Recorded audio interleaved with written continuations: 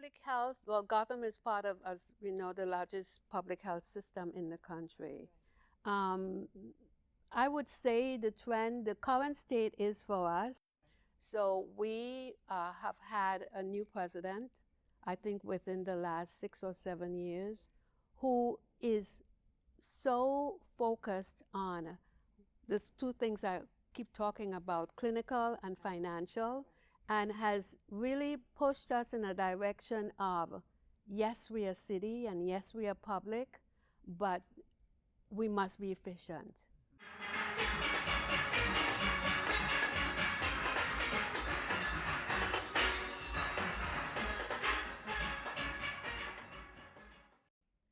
Hi, folks. Welcome to Trini Corner series brought to you by the Consulate General of Trinidad and Tobago, New York, Mr. J. Andre Laveau. I'm Aussie Stewart, as you know, and very grateful that you've tuned in to this thank you tour of mine, giving flowers to deserving impactors within the Trinidadian diaspora. Please like, follow, subscribe, share, drop a comment, and check out our new Donate and Members Only page for our after show ITC Inside the Call. On this episode, Shining Light, I'm Michelle Lewis, CEO of New York City Health and Hospitals, Gotham Health. So let me give you a little bit about Michelle Lewis. It's going to take a minute, but it's a minute. Michelle Lewis, born in Cocorite, Trinidad, the eldest of 5 children, attended Corpus Christi College in Trinidad, is the Chief Executive Officer of New York City Health and Hospitals, Gotham Health, the largest public healthcare system in the U.S. and one of the largest federally qualified health centers in New York City, consisting of 30 health centers located in all 5 New York City boroughs. Michelle has a bachelor's degree in political science from Lehman College in New York and a master's in public health from Fairleigh Dickinson University in New Jersey. Michelle Lewis is recognized as a transformational leader known for her visionary approach in driving Gotham Health's organizational success with the highest quality patient care. I gotta get with her to, be part of that. Patient care services and experiences, bringing over 20 years of distinguished experience in healthcare administration to her role, which is pivotal in shaping strategic direction. Before assuming her current position, Michelle held various leadership roles at New York's Presbyterian Health Systems, where she began as a clerk, including overseeing the Emergency Services Department, community-based ambulatory care health centers. Her passion for delivering high-quality healthcare services to underserved communities, including migrants and marginal individuals, is evident in her achievements throughout her career. Her vision is to have enhanced access to timely and quality care for all patients, equal to that found at private hospitals. Am I right? Correct. That's it. Under Ms. Lewis's leadership, New York City Health and Hospitals, Gotham Health, has been celebrated for its commitment to providing accessible healthcare. She was named in Crain's New York Business Notable Healthcare Leader in January of 2022. That's just recent, folks. And more recently, honored as one of Schnepp's Media's Power Women of Manhattan 2024. Her dedication to healthcare excellence has also been acknowledged through Gotham Health's recognition for delivering high-quality, affordable care to diverse communities, regardless of ability to pay or immigration status. Ms. Lewis is not only a leader in healthcare administration, but also an adjunct professor at Fairleigh Dickinson University, where she teaches in the departments of public administration and public health. Busy, busy lady. Her academic contributions complement her practical expertise, further demonstrating her commitment to advancing healthcare leadership and education. At NYC Health and Hospitals, Gotham Health, Ms. Lewis continues to champion innovation and patient-centered care, ensuring that the organization remains at the forefront of healthcare excellence in New York City. I think she could do this across the country, don't you? So let's get into Ms. Lewis. So, Can you describe your journey from Lehman College to becoming the CEO? I would sum that up in a couple words. Focused. Focused. Just to kind of do something different, tell me a little bit about your feeling about World Steel Pan Day. So, well, it touched my heart, one, to see that it has become, the steel pan has become the national instrument for Trinidad and Tobago, a long time in coming, and to see it happening in New York City, it sort of made me want to go out and get my flag. Hey, okay. So, what has inspired you to pursue a career in healthcare administration, particularly focusing on public health and hospital management? Because you could have gone anywhere else. Right. So my initial dream was to be an attorney. I really liked that corporate side, that merger, the law. But I ended up at New York Presbyterian in healthcare, and I realized that any career that I wanted existed in healthcare. And I also realized that I had a knack for operations, for getting things done. Quickly became known as a fixer. So one thing led to the other, and I said, okay, this is where I'm staying in healthcare, so I may as well do my master's in healthcare. Can you share some key initiatives or projects that you've implemented here at Gotham Health to improve the patient care experience? So one of the things that we have done with Gotham, before we get into that, which led to initiative, was one, to understand when we say regardless of your ability to pay, what does that mean? Right. For us, it means that Jeff Bezos can come and the person who has no money can come. It's the same experience. And, when you look at community health, normally it's associated with dark and a hole somewhere and not the best care. And we wanted to change that. So one of the first things that we did was, even during COVID, we built 3 brand new centers, state-of-the-art equipment in 6 months, to make sure that our community had access to the best care, the best technology, and the best environment. Mm-hmm. So that was really the beginning, the ramp-up stage for Gotham. Mm-hmm. Other things that we've done is to make sure that patients, no matter what time of the day, has access to the call center. Mm-hmm. That behavioral health, that mental health piece, making sure that it's embedded in our sites. Mm-hmm. Because you can take care of the disease. What about the aftermath mm-hmm. of the mind? Mm-hmm. So we're constantly thinking outside the box about what can we do to improve that care. How do you balance the administrative responsibilities of your role with your commitment to teaching as a professor? It's difficult. I could not do it during COVID. Right. I had to take a break. But that's a source of joy when you have students, and I usually have them listen in to. Sometimes I get a call while I'm in class on a Saturday morning. Mm-hmm. Something's happening within Gotham, and I put it on speaker. Mm-hmm. This is the real world, folks. Mm-hmm. Not the books, not what's happening in the books. This is exactly what's happening day to day in healthcare. So, yeah. So they're listening to what's coming in and wow. What privilege for them. Mm-hmm. Wow. Gotham Health has been recognized for providing high quality, affordable care to diverse communities. What strategies have you, you spoke to it a little bit just a little while ago, but what other strategies have you put in, have you implemented to achieve that? So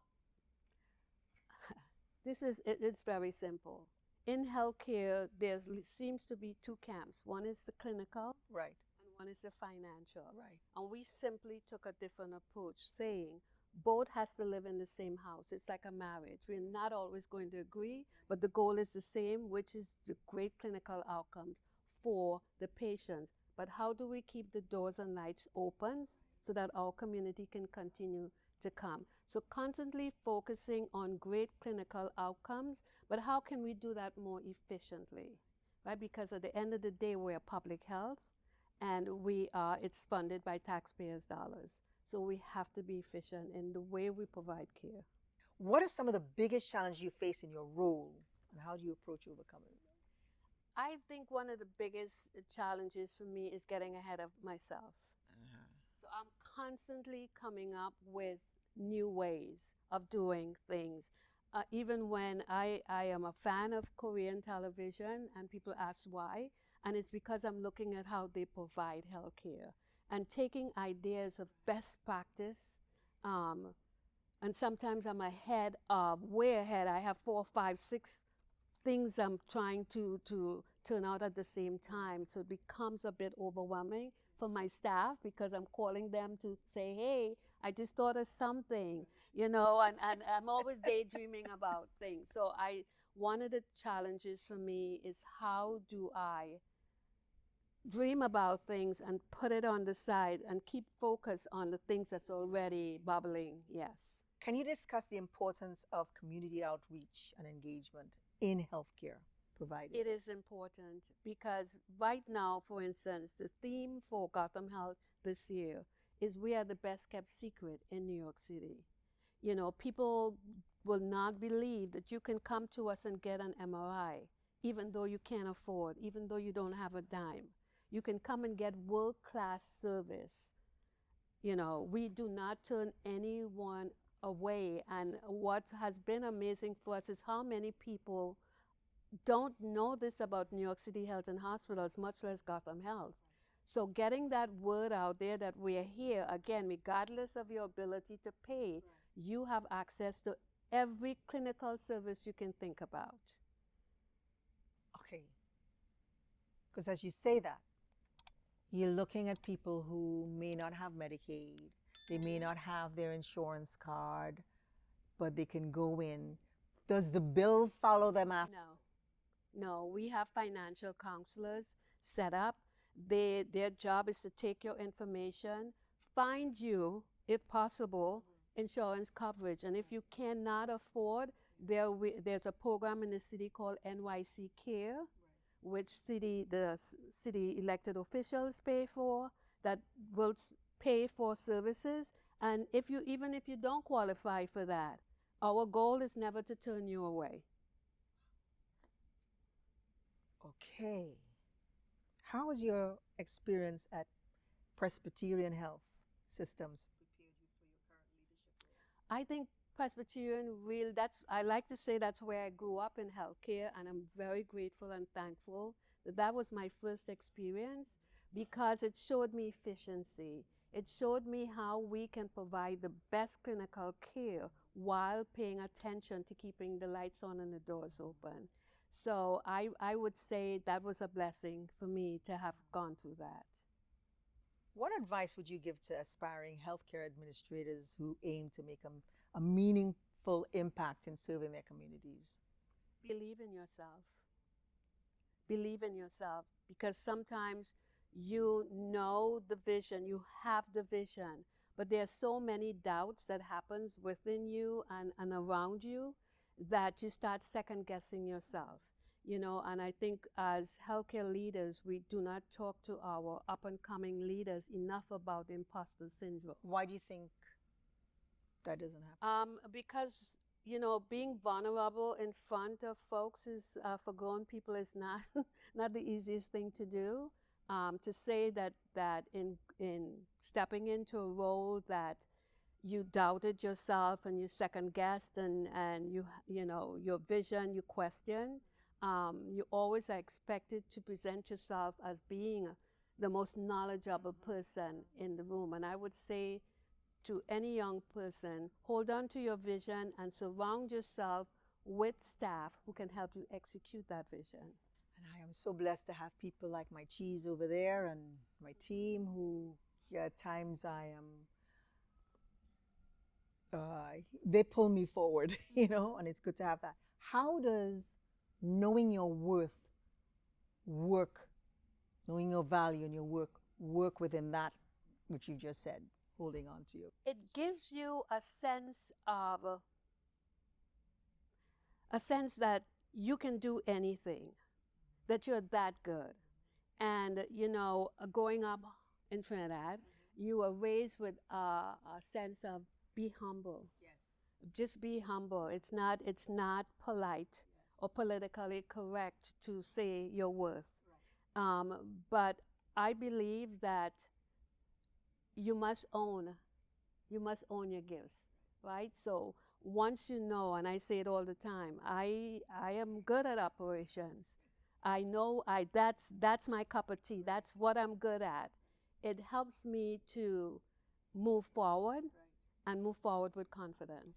What role do you believe that technology will play in the future of the healthcare delivery at Gotham? Oh my goodness. Huge. Huge. When you talk about AI and you talk about the potential of AI, Yes. it is amazing what's going to happen. And I was joking with my team and say, God help all of us when AI is able to diagnose a patient. And it is coming. But instead of being afraid, Right. I think we need to embrace it because it's an opportunity for us to take care of even more patients. Right. But how do you guide? I mean, the fear that people have, that fear that people have, yes, it can move us forward in so many ways. But there's that other thing that could happen. You know, the reason why people are asking for help who have created AI, asking for the help, you know, balancing that. I mean, what are your thoughts about that? So, I've listened to a lot of conversations on it. And I think that it all comes down to man. Right.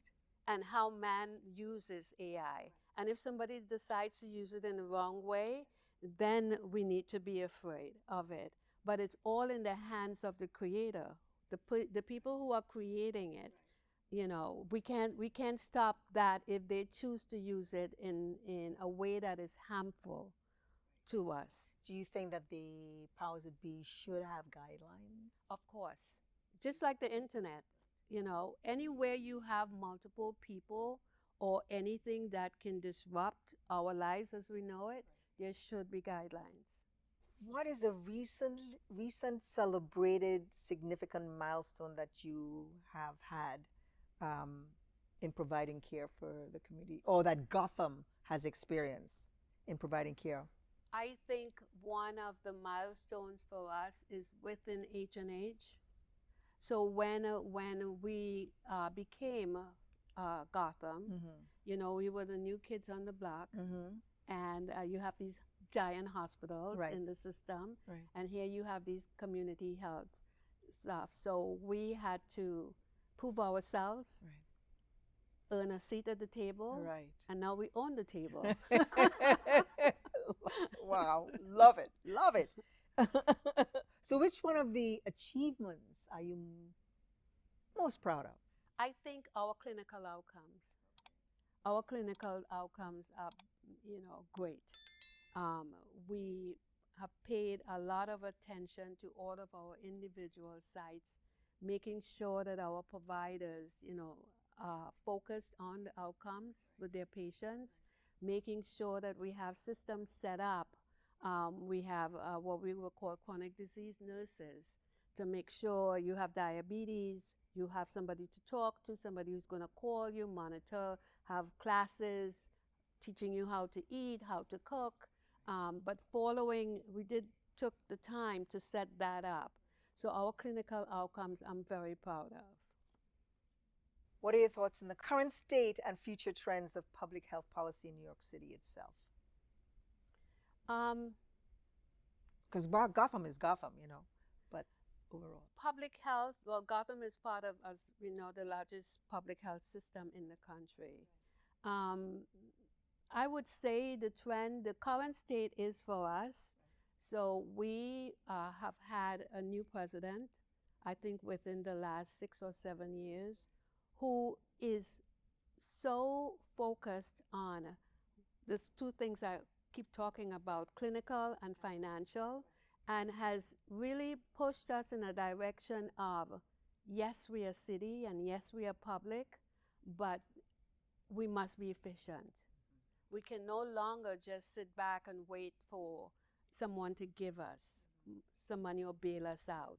To be self-sufficient, to make sure that we're taking care of our patients, but we're also looking at the financial side of the house because we do have staff, right? We cannot afford to close doors. It's our patients, it's our staff. So the days of public health being a handout, I think it's over. What does equity in the workplace mean to you? I think when you're respected for what you bring to the table, regardless of being female, male, whatever you call yourself, color, race, being respected for what you're bringing to the table. And how do you relate that to your staff? My staff, I would say that I focus on their worth, what they're bringing to the table. I hold them accountable, very high standards, but I make sure that they are paid Right. for their work. So now let's look at the customer service end. What does that mean to you? And what does it look like to you? Customer service for me is about confidence. It's about when you enter any one of our sites that you are greeted, that you feel the brain gets this message that you're in safe hands, that you're going to be well taken care of. How do you maintain a work-life balance in your role as CEO? Believe it or not, I've just learned, or I'm learning how to do that. Because in the beginning, it was in the door at 5:30 in the morning, and I'm leaving 8, 9 at night, and this is Monday to Sunday, and it starts all over again. I think, but now that Gotham is up, and everyone knows the vision, and we've earned our seat at the table, I have learned to breathe. I have learned to trust my team more, and not to be always in the weeds, and to find a quiet corner. Who has been a significant mentor or role model for you, and what was the influence to your career path? So I had two. In the beginning at Presbyterian, I started as a clerk, and I had this nursing director who saw something in me, but pushed me to the end because I was a bit sassy, and That's probably why she pushed you to. yeah, she molded me. That was at Presby, and then coming to H&H, my current boss, Dr. Ted Long. So Ted, I want to tell you, he as a boss, as a leader, I have learned from him how to treat my staff, to the way how he treats me. He supports me 100%, even through the days of trying to get everyone to buy into the Gotham vision. He never, ever, ever said to me, stop. He was his always words to me is, how can I help you? It's always good to have somebody who pushes and supports you fully. Yes. You don't often get that. So how do you stay informed about the latest trends and advancements in the healthcare management and public health? I know you talk about Korea. By going to conferences, by reading a lot, by talking to patients, because believe it or not, they sample healthcare until they find what they're looking for.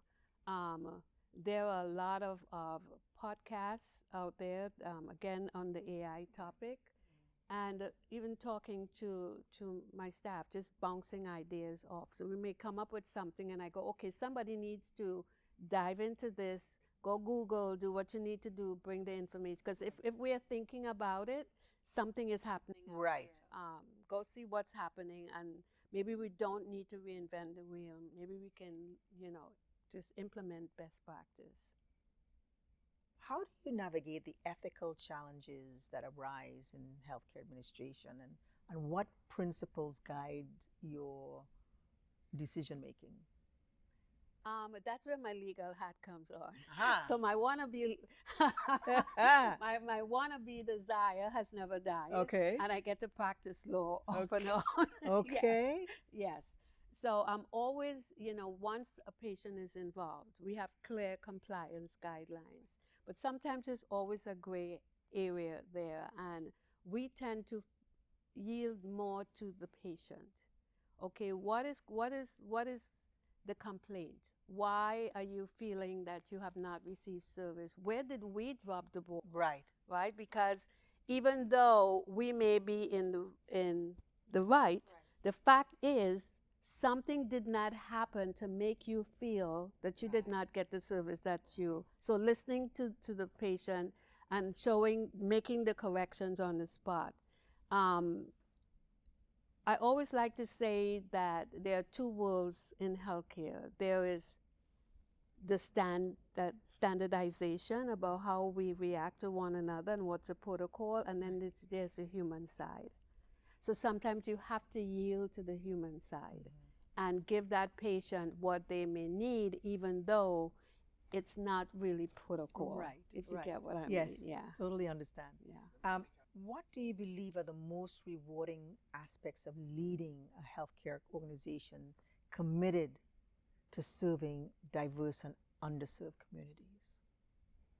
I think when a patient says thank you, when a patient takes the time to write a letter or stop you on the street, to say thank you because I got care, because I didn't have, and I was treated with respect. That's a patient side. For me, also, it's about the staff, right? That's right. So to watch the staff grow within their careers, because my favorite thing to them, okay, so what's next? Right. What's next? What are you going to do next? Right. And to watch them grow, or, see one of them and they run up and they hug you just for hugging. Oh, Miss Lewis, X, Y, and Z. Yeah. That makes me feel good. Can you share a memorable patient story that has touched you deeply during your tenure at your present position? Just based off of what you said, I'm like, At Presbyterian, we had a chapel, and to get to Presby housing, you had to go through the back. And I remember stopping in the chapel one day, and there was this guy sitting ahead of me, and he was not only crying, he was sobbing. I mean, you felt it from your gut. And I remember sitting there and saying, God, whatever nonsense I was just asking you for, help him. And walking out of that chapel, and I stood by the door, and he came out, and he was saying to me, his baby was ill and might not make it. And he says, I said, so well, how can I help you? And he says, the care here is not about the care. It's about you've done everything that you can possibly do for my baby, and I thank you. But to me, in all of the pain that he was feeling, just to say thank you meant a lot, and it has stayed with me over the years. And that's a thank you that still he was in a state of not knowing what was going to happen. Yes. As I said, he was sobbing from here. It wasn't just tears, it was sobbing. Well, ladies and gentlemen, first of all, I've got to say to Michelle Lewis, thank you for taking this time for our first segment, the first part of the conversation. What you just said has impacted me in a way that's with something that's just happened recently, that particular story. But folks, thank you for hanging out. And thank you for being here. And again, like, follow, share. This is Michelle Lewis, CEO. But remember, when you're on your beat, stay on the sunny side of the street. Be health conscious, kind to one another, and don't forget to give thanks for the little and big gifts as we strive through this beautiful life. Check us out, check Michelle out on the next half, on the membership page, yes, inside the call. See you there.